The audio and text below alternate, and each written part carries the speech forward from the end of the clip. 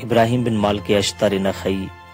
جس نے واقعہ کربلا کے بعد مختار ثقفی کے ساتھ مل کر قاتلان امام حسین علیہ السلام سے انتقام لیا،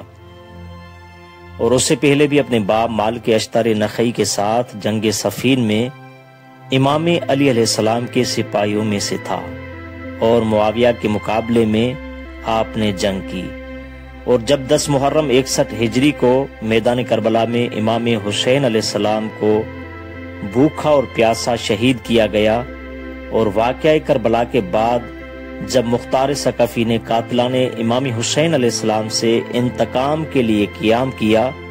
تو ابراہیم بن مالک اشتر نخعی نے مختار ثقفی کی بیعت کی، اور دونوں نے مل کر ربیع الاول کے مہینے میں قیام کیا، اور قیام کی کامیابی کے بعد مختار ثقفی خود کوفے کے حاکم ٹھہرے اور موصل کو ابراہیم بن مالک اشتر نخعی کے حوالے کیا۔ اس کے بعد ابراہیم بن مالک اشتر کے ہاتھوں 67 ہجری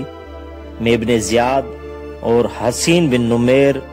جو کہ قاتلان امام حسین علیہ السلام میں سے تھے، واصل جہنم ہوئے۔ اس کے بعد ابراہیم بن مالک اشتر نخعی موصل چلا گیا، اور ابھی ابراہیم بن مالک اشتر نخعی موصل میں ہی تھا کہ 67 ہجری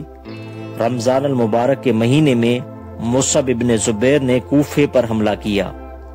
اسی حملے میں 14 رمضان 67 ہجری کو مختار ثقفی شہید ہو گئے۔ مختار ثقفی کی شہادت کے بعد ابراہیم بن مالک اشتر نخعی نے اپنی اور اپنے ساتھیوں کی جان کی حفاظت کے لیے یہ مصلحت سمجھتے ہوئے مصعب ابن زبیر کی بیعت کی۔ اس کے بعد مصعب ابن زبیر نے موصل کی حکومت ابراہیم بن مالک اشتر نخعی کے حوالے کی، اور 72 ہجری میں جب عبد الملک بن مروان اور مصعب ابن زبیر کے درمیان جنگ ہوئی، تو اصلی جنگ سے ایک دن پہلے ابراہیم بن مالک اشتر نخعی اور محمد بن مروان کے درمیان گھمسان کی جنگ ہوئی۔ اسی جنگ میں ابراہیم بن مالک اشتر نخعی کچھ سپاہیوں کی خیانت کی وجہ سے شہید ہوئے۔